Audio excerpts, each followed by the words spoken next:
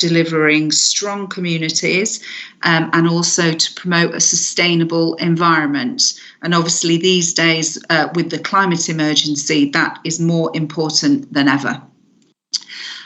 In terms of our membership, we have about 50,000 international members across 115 different countries. Our student membership is around, well, just over 17,000 now. So that's a huge network of other students for you to become involved with. And in terms of member groups on the ground outside of the UK, we currently have 6 international chapters. And your school sits within the RIBA Europe region, where we have around 1,300 members. And they're building at the top right here, in case you've not seen it before, is our head office in Marylebone. So this is 66 Portland Place. And this was actually built by our members, the result of an architectural competition. It's a wonderful Art Deco building built by George Woburn. And hopefully you will be able to come to London and visit us soon. So what do we do? Well, the answer is we do lots. We currently have around 150 different products and services across a variety of different kind of themes and initiatives. We talked about climate emergency at the moment. That's one of our key programs that we're delivering. And we work in awards, exhibitions to promote architecture. We have a specific policy and public affairs department that engage with governments and local authorities. We have the client services department that's set up to specifically deal with clients, support clients and promote working with architects. We deliver financial services, products and advice for our members. So that can be things like benefits for kind of car hire, advising practices on accounting, and also providing pensions that practices can use within their business. We also have a huge publishing arm where the RIBA journal sits. And that is also part of our bookshops offer. So we have a very large bookshop in London, but through our publishing arm, we deliver lots and lots of publications. There might be architectural theory, architectural history, but also that's where our contracts and plan of work documents sit as well. We also deliver lots of education programs, and then critically, and what I deal with are members' engagements outside the UK. So that could be talks, CPD, exhibitions, etc., and student support. And today is part of that. So in terms of the membership classes, there are 5 different categories of membership that are available to architects. And the one here that is most relevant to you is the student class, the one there at the bottom. And now I'm going to ask you, I'm sure you do all have your phones available. So if you're not already a student member, it's really, really easy for you to join. And if you scan that QR code, you can do that now. That will take you directly to the joining page. And then that will open up all of the benefits, all of the newsletters, all of the resources that we have to offer you. And that is completely free while you're a student at an RIBA validated school. And just to reiterate the point here, there's only one eligibility which you already meet, and that is that you are a student on an RIBA validated course.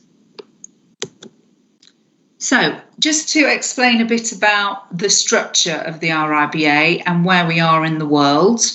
Outside of the UK, we have 4 international regions. And I've already mentioned your school sits within the RIBA Europe region. We have 6 international member groups on the ground, and we're hoping that that will expand over the next couple of years and that we will have at least 1 member group within Europe. We have 2 international offices, so that's where our RIBA members of staff are based. We opened our first two in 2019, and one's in the United Arab Emirates, in an emirate called Sharjah, and the other one we opened in Shanghai in China. But within the UK, obviously, that's where the majority of our staff and members are. So that's where our largest presence is. And we have 13 offices throughout the UK, from north to south. And we have 70 member groups in the UK. So there's consistent coverage all across the UK. And we have very strong relationship with Scotland and Wales, who have their own Institute of Architects. So in terms of what we do, the RIBA awards are probably one of the projects that we're most well known for. And I think this is the way that we promote architecture most powerfully. This is a Sterling Prize winning project from 2 years ago. Fortunately, we've had to put all of our awards on hold because of the COVID-19 pandemic. And hopefully we'll be able to resolve those soon. So this is on screen a social housing project in a city in the east of England called Norwich. It's the largest passive house project in the UK. It's by a practice called Michael Ritchie's. So as I said, this was the Sterling Prize winning project for 2 years ago. And then just to show a bit more architecture, there's a couple of projects that have won Sterling Prize, which I think it's kind of seen as the top architecture prize in the UK.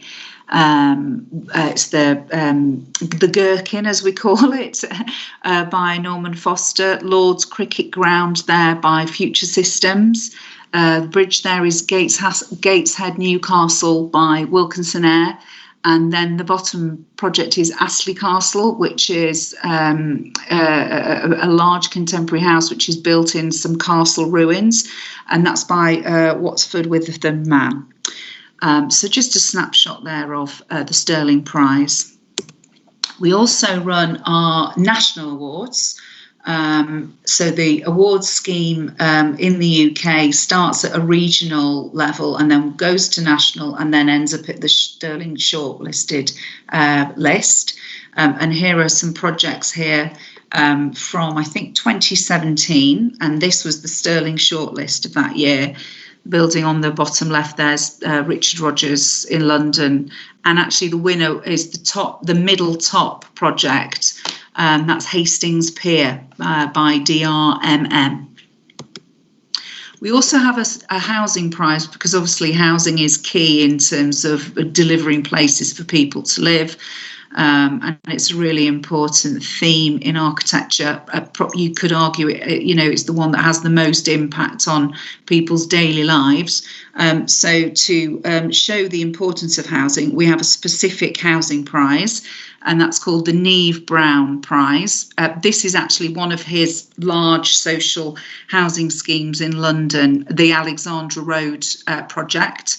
We also have a client award and Stephen Lawrence, which is effectively a small project award. We also deliver the RIBA International Prize, which can be entered by an architect anywhere in the world outside the UK. And that's given every 2 years. So this project here on screen it's called the Children's School. It's a wonderful project in Brazil. That's by Aleph Zero. So that was the 2020 winner. And then this is a project in Lima, a university building by Grafton Architects, who are an Irish practice. And they were the 2016 winners for the International Prize. Other awards which you may have heard of, again delivered by us, are the Royal Gold Medal. So this is like a lifetime achievement award for architects, basically. So it's for a practice or an architect who have delivered a body of work that's had a really strong, meaningful impact in the progression of architecture. And this year's winner is going to be announced. Well, they're going to do their lecture and accept the award next week. So that's Sir David Adjaye, who's this year's recipient. And the Royal Gold Medal is actually personally approved by the Queen. It doesn't have to be a UK-based architect. It can be an architect based anywhere in the world. So essentially, it's a kind of, what it actually is a kind of who's list of architecture. And that on the screen there is one of his projects in Atlanta. Richard Rogers, the Pompidou Centre, he's received the award, as has Zaha Hadid, Toyo Ito, Norman Foster Hopkins, Grimshaws have won it just recently.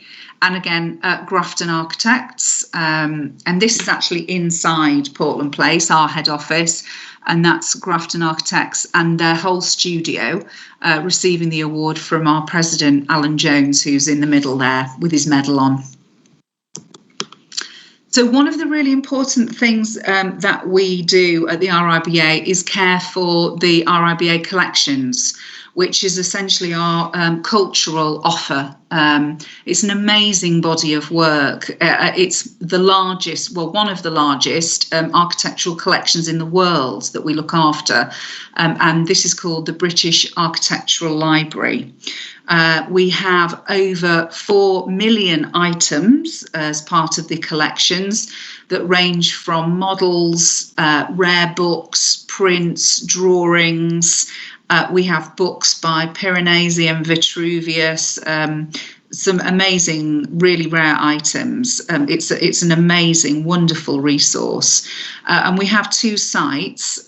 One is at our head office at Portland Place, where we have the Architecture Gallery and an Architecture Centre.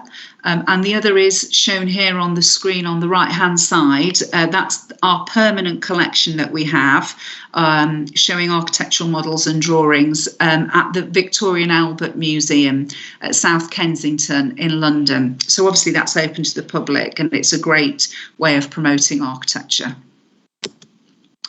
Another strong theme from our public programmes are our exhibitions. Obviously tricky to do in person at the moment, but in previous years it's been a really strong and important part of our offer. A couple of examples here on screen. We tour these across the UK, and we have another gallery exhibition space in the north in Liverpool, but we do also tour our exhibition and share the content of our collections internationally as well. And obviously once we can travel again and do that physically in person, we hope to be delivering a lot more out into our international regions. A project that I wanted to talk about, because you can access this online anywhere. It's a relatively new project, and it's a bit of a more kind of contemporary magazine type format. So it's called The Architects Underground. It started in London in person, as you can see here on the screen. But obviously during the pandemic, we've had to bring everything online. So now we run Architects Underground TV.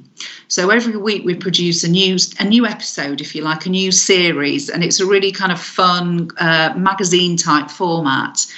Looking at elements of architecture, but also pairing it with kind of obscure things like cars and shoes or games, things like that. So it's a really good, fun thing to watch. And you can access that every week on our YouTube channel, which is RIBA Architecture. So if you have time, please do check that out. Talking of our digital presence, we have a huge following on Instagram. Again, it's a really fascinating resource, loads of wonderful images of architecture, members' work, award-winning projects, wonderful images. We have over 150,000 followers on our RIBA Instagram. And as I've mentioned, the RIBA YouTube channel, RIBA Architecture there.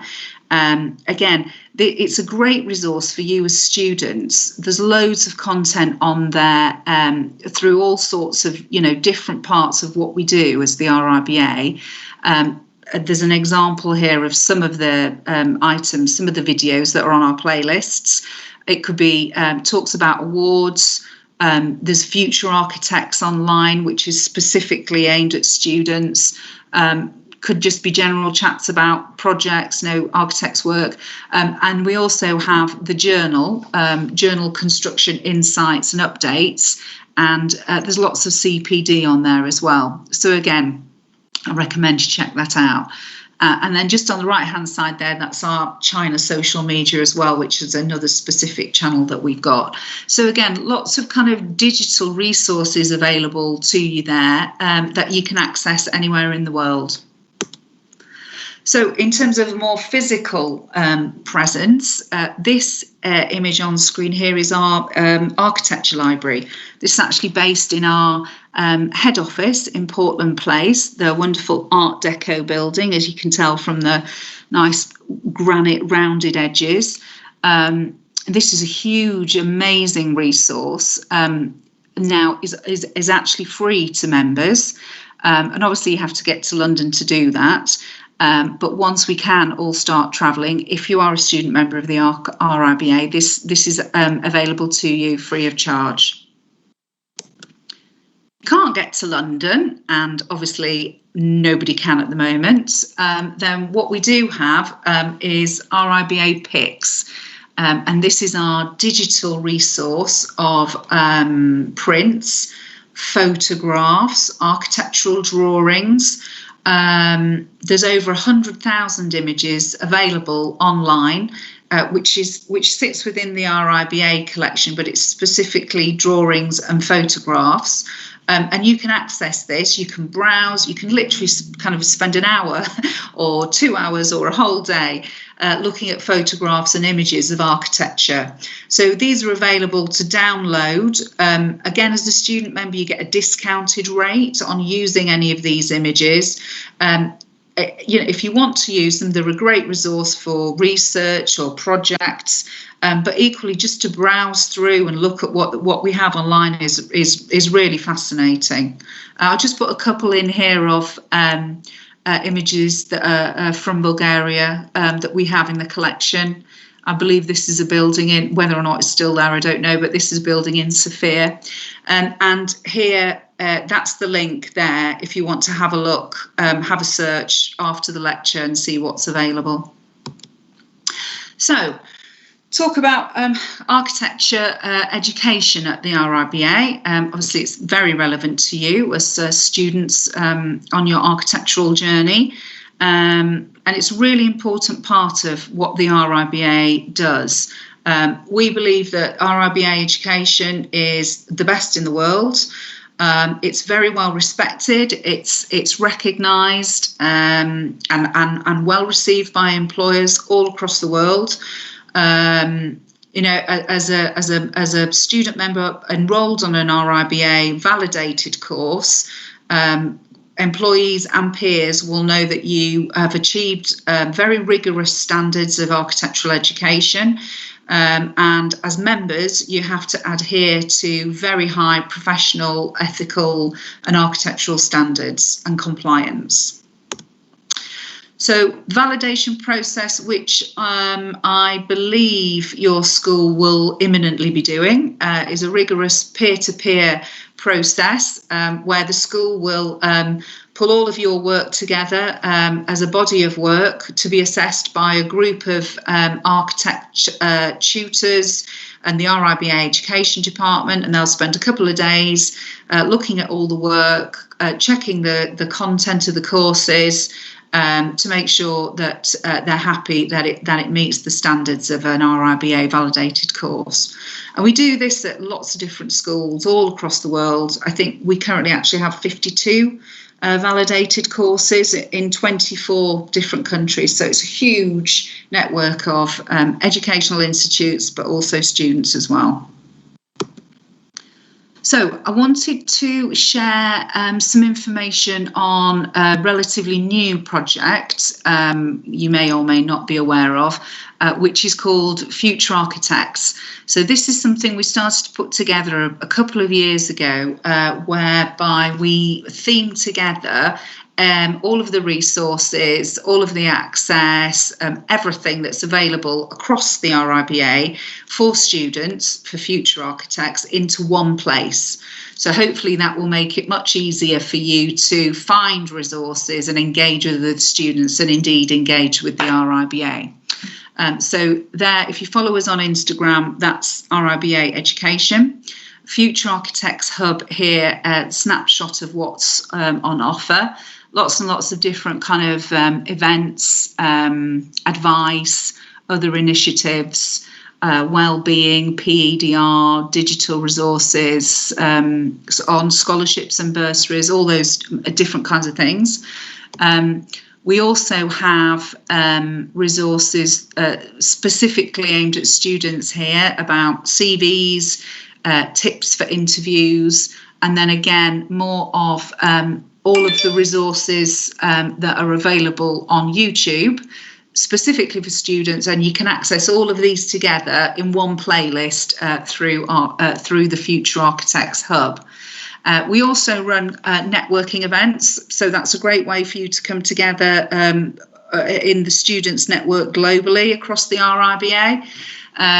So again, that's really good for making contacts with fellow students, but also giving you links to things like the appointments board that we have, which is the jobs board for the RIBA, and also through the RIBA, obviously, you can meet up with future employees, learn about practices, all those kinds of things, which hopefully should support and enhance your career.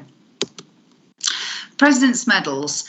These are the awards that we run specifically for students across the world.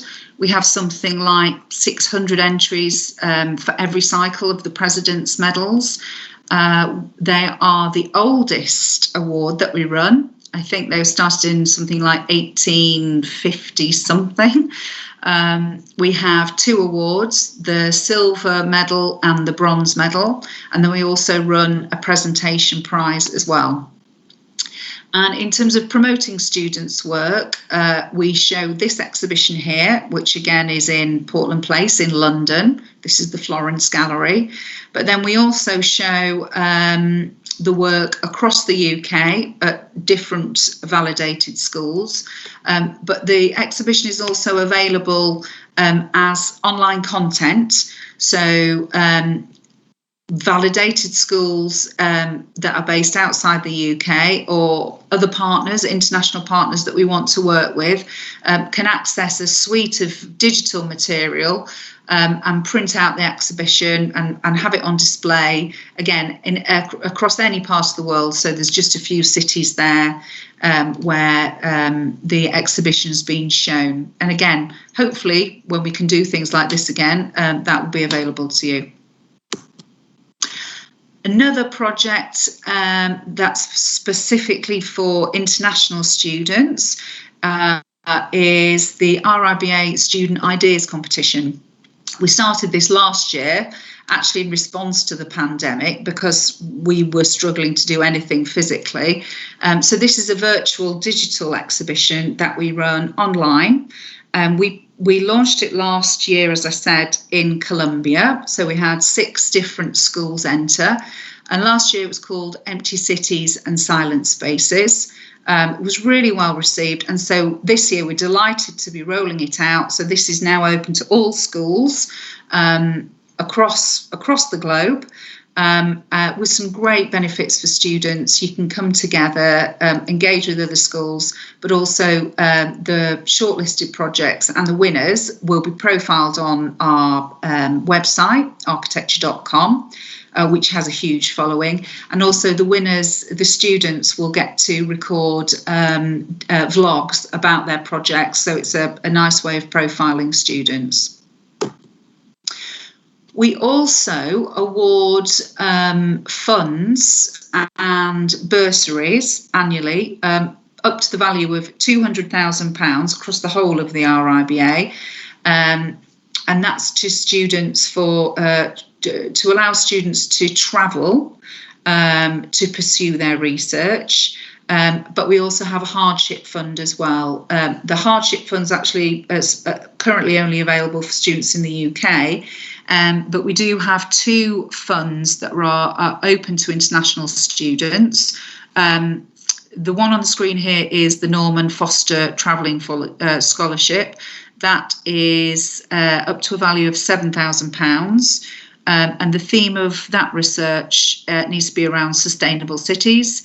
We also have another fund which is called the Boyd Auger Travelling Scholarship. And again, that's for supporting research to allow students to travel. And that can be for an individual student or a group of students who have got a project that's from 6 to 18 months long.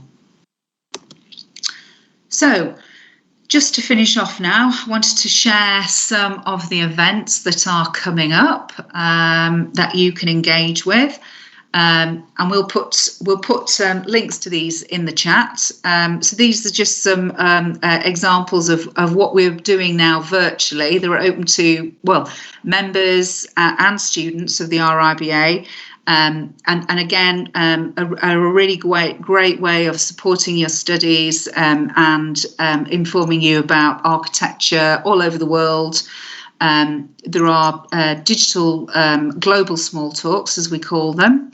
And the next one is actually tomorrow. That's the one at the top there, Designing in Wild Contexts, where we're looking at projects based in Bristol, in Scotland, and also one of the projects there on screen that's in Panama, and also some work in Sri Lanka. So we try to bring architects together from across the globe. So please join us for that one if you can. And we also do digital talks for Middle East and Africa. And we also do South America talks. And this is just some of the talks that come out of the Gulf. But again, you're very welcome to join these. And again, it's just a great way of looking at what's happening all across the world in terms of projects. But we also do talks on things like marketing, network, what we call the kind of soft skills that can support practice.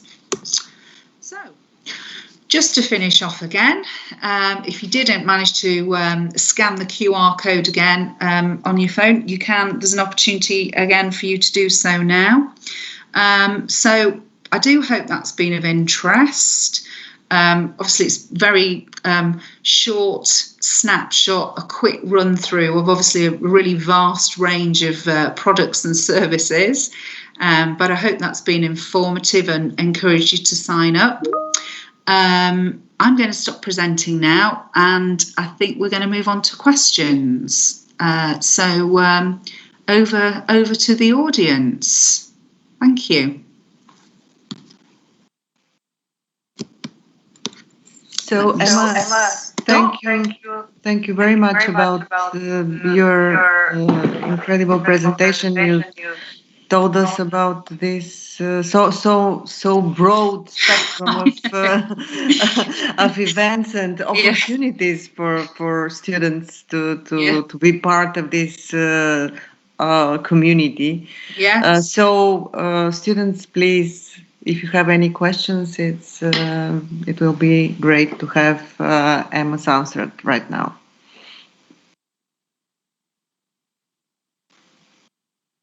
You can either raise your hand or type something in the chat.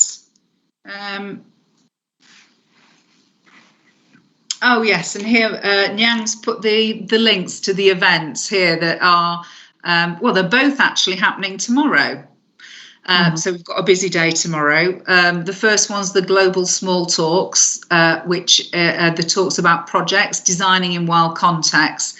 And actually the second one, The Way Ahead, is actually about, it's very relevant to architecture education.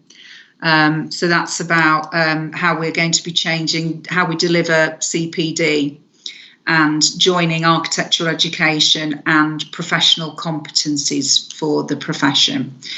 And what we're trying to find out is how is this relevant to our members outside of the UK. So please join us if you can.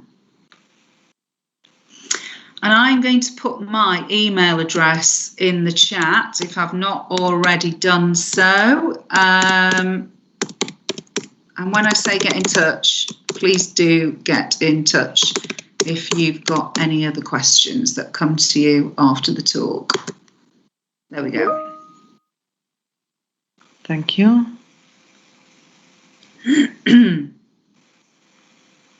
Actually, we are trying to take part in some of these events, and for example, Norman Foster's the competition about research and mobility.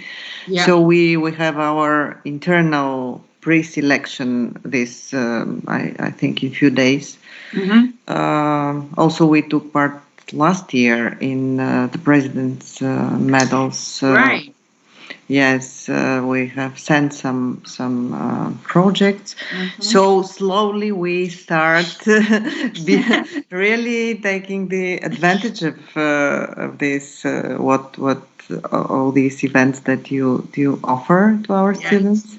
Yes. And well, I Yeah. hope that they will be brave enough to ask something if they need, because it often happens that they ask us questions about what really do we get, what's the point of this, how do we apply for membership. So sometimes we can't give the correct answer. So yes.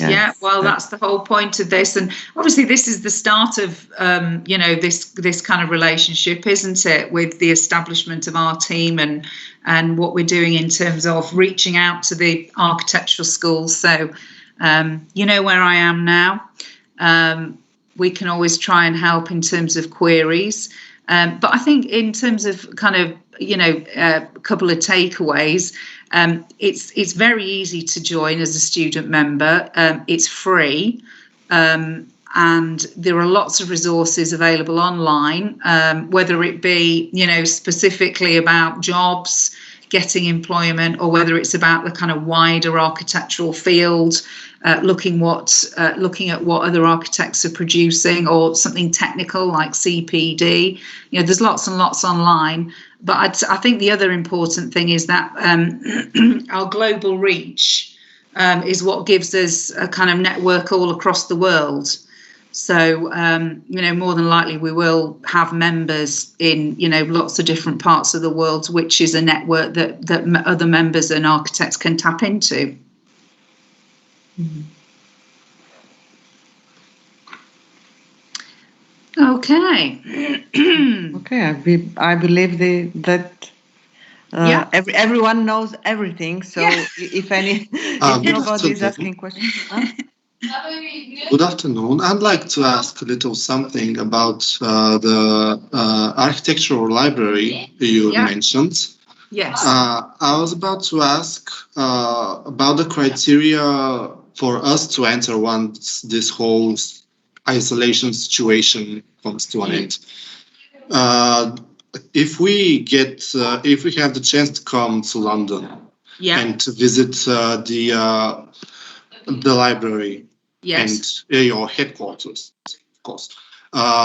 Do we only need to be like what you just said, to be members of RIBA, or do the university needs to be to have finished the validation you have mentioned?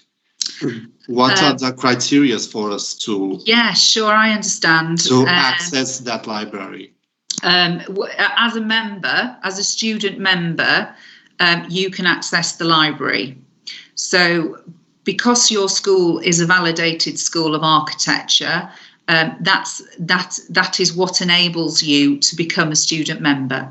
So any student at an RIBA validated course anywhere in the world can be a student member, and by being a student member you will then get your membership number and a membership card, and that is all you need to be able to access the library. Thank you so much. I was just left with the impression that the validation process hasn't finished yet. There are some things to do, though. Yeah. It is a permanent process. Yeah. it's an ongoing process. That's right. Yes. Yeah. Yeah. So Thank you so much. Yeah. Sorry. So in terms of how it works, it's an ongoing thing because it's revisited to make sure that the standards are maintained. But once you get RIBA validated status, you are an RIBA validated school, and hopefully you will maintain that. It's very unlikely that you lose validation, but that's really all you need is that initial kind of acceptance. And then that then allows you as students to be able to be RIBA members, if that makes sense. Yes, Okay. I understand. Right. And I believe in order to really get the most of the RIBA admission, we must, on our part, show off some of our work. Yeah. Some of the, some of the teachers I've been working with in the university have told us about this. What I really thought was that the validation was like something that I don't know if you understand me. Just it hasn't finished yet, but it's actually what I can understand now. It's like it's about showcasing students' work, at least on our part. Yes, I think that's right. I mean, from my point of view, the validation process, excuse me, it's a kind of internal assessment in terms of the architectural courses. So when your tutors or the staff are getting material ready for validation, it's a kind of it's a kind of snapshot of what's been produced in the school. But that doesn't need to affect your student membership or any of those benefits. That's a kind of administrative type thing for the school and the RIBA to get involved with. Yes, that is why you should apply for your students' membership as soon as possible, and separately in your work as a student, try to follow the idea of and the presentation and the requirements of RIBA, so that this validation will be continued and the students coming after you can be also can have also this opportunity to be members of RIBA. So the things are connected. You have to work in a certain way, which is which provides you heard that the aim is to provide excellence in architecture, to meet higher standards, and in order to do that, you have to see what other people like you are doing all over the world, and as much as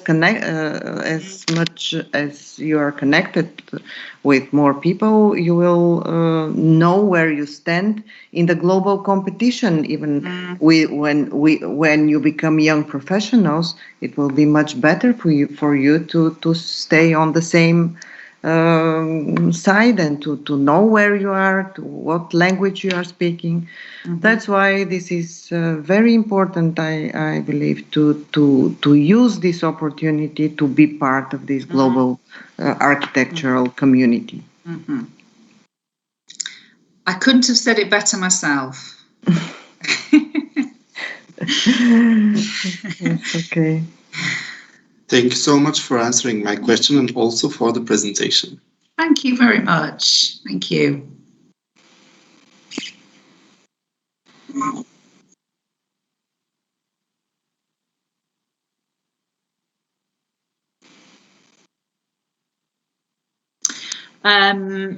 There's a whole kind of range of courses that we offer.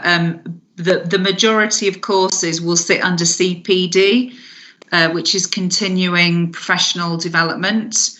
So this is obviously it's available online now, but that's the more technical elements. There might be an element of it being some of the offer being UK specific. So some of them might be about kind of planning or building regulations, but we also offer courses on things like materials or designing sustainably, for example. And then we also have courses on things like what we call the soft skills. So that's things like marketing, promotion, how to run a business, all those kinds of things. So that sits within what we call our CPD Academy. And that's the resource that's available online now. So members can access that from anywhere in the world. And as student members, you get a discount on those courses.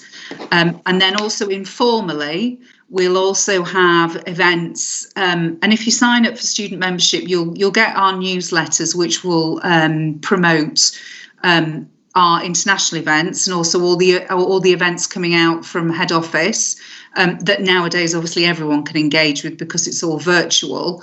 But in terms of other courses, we'll have say taster sessions that are run by the Gulf office, say on marketing, or it might be a debate talking about sustainability or how to achieve low carbon, and those are happening all over the world.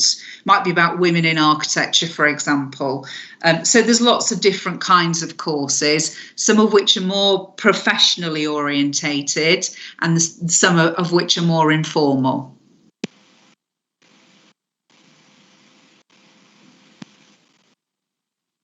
Thank you. Thanks. Hello, and thank you again for the presentation. I'm not kind of sure if this is in your area, but I have a question that puzzles me a lot. Our university is RIBA accredited, but we still don't have student exchange agreements with British universities of architecture, and I think that's kind of an important part of understanding how valuable this RIB accreditation is, especially to international students. And don't you think that this is something that RIBA needs to work on? Yes, it could be. This might be a bit out of my expertise. And just to try and make sure, just to try and understand the question, is this about qualifications being recognised within the UK? Is that the issue? The qualification isn't recognised, or? Yes, I think we all know it, and but that is the only thing we know about RIBA. And my question exactly is, shouldn't there be more, not more because there aren't any, exchange agreements with British universities of architecture? Because our university doesn't have any. Okay. This is exchange within Erasmus program, I think, which is something different from. Right. This is what the students mean. Yes. But, actually, this is between universities, and RIBA can probably promote such an exchange. Yeah. You can't do that, I suppose, as an institution, but you can encourage. At least encourage British universities. Exactly. Yeah.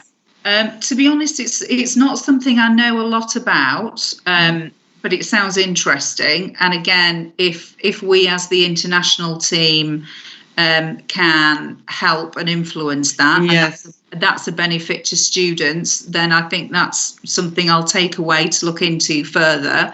It might be that sits within the education team who deal with all of the validation and the technical sides of the education criteria and promotion, all those kinds of things. But I'm just thinking off the top of my head, it might be something that we could perhaps promote through the Future Architects Hub, because that is an umbrella for all of the architecture schools.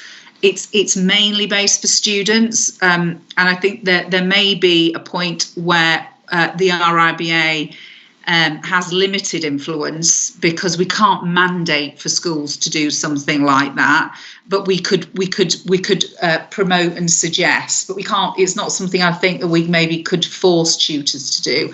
It might be a case that it's just something we've not looked at. I don't know at this stage. It's a very important point. I'm sorry if I interrupted you. I think this is a very important point because it would be much easier for the students if they traveled more to British universities and see what exactly the process of education is there, what are the requirements, etc. Because a lot of students travel within this Erasmus program in Europe. But I think that we have less connections with British universities, which is not good for sure. And it's something that we should try to improve. Yes. It's, as I said, it sounds really interesting, and that it might be something that we could help with. So yes, thanks for raising that. I'll look into it, and we can continue this. Okay, thank you very much. I'm only raising this because as a student, I've always wanted to visit and study in a British University of Architecture, and I really regret that I don't have that opportunity. Yeah, I can understand that. Yes, and as I said, it might be something that the RIBA could be well placed to improve. So yes, I'll look into it. Thank you very much. Okay, thank you. There is a question in the chat, Emma. Oh, thanks, Nyan. Okay, question in the chat. Thank you very much for your question. My question is, are there any RIBA initiatives that promote networking among international students, maybe emphasising students' work and interest? Yes, there are. Thank you for raising that. There are a couple of ways that we deliver that. The first of which is through the Future Architects Hub, which was the slide I showed, the kind of turquoisey green black background. And as part of Future Architects, we run monthly meetups. So their events, they're specifically aimed at students for you to make contacts and connections across schools. So have a look at Future Architects, and Nyang has just put the link in the chat. So if you sign, if and when hopefully you become a student member, you'll get all this information and access to Future Architects. So that's one way you can do that, which is run by the Future Architects Hub. And then also through the international team and through our chapters, we run projects for students, one of which is the International Students' Ideas Competition. So if you take part in that, then obviously that will get you access to a wider network of students. And then also, I suppose there's things like, on social media and following us is also another good way of making more contacts. The other initiative that we are just launching is something called the RIBA Hub.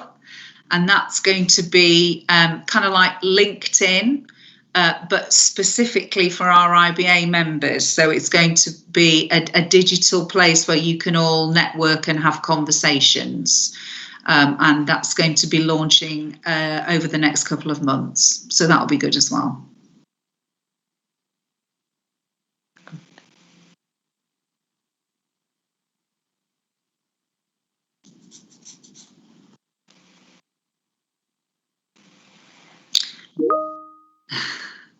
Any more questions?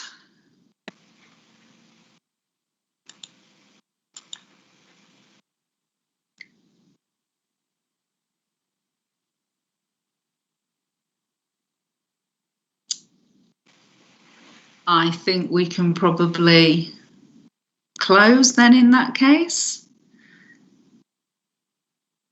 I think so. Maybe I don't see anyone. Yeah. Great. Okay. Okay. Thanks you once again. Thank you very much. It was great to have your presentation and your explanations. So we hope to have more recently such kind of meetings, because you see, slowly questions will arise, because in the moment it's like a blank page. Yes. So Exactly. more people are involved in this mutual process, more questions arise. So absolutely. it's Well, very good idea to have these meetings. Great. Well, thank you ever so much for having me to speak, and thanks everyone for taking the time out to listen. And yes, it's the start of building a better relationship, I think. So, if there are any questions that arise later, then please do get in touch. But thanks a lot for listening. Thank you. Thank you very much. Thank you very much. Thank you. Yes, you too. Thanks, everyone. Bye. Bye-bye.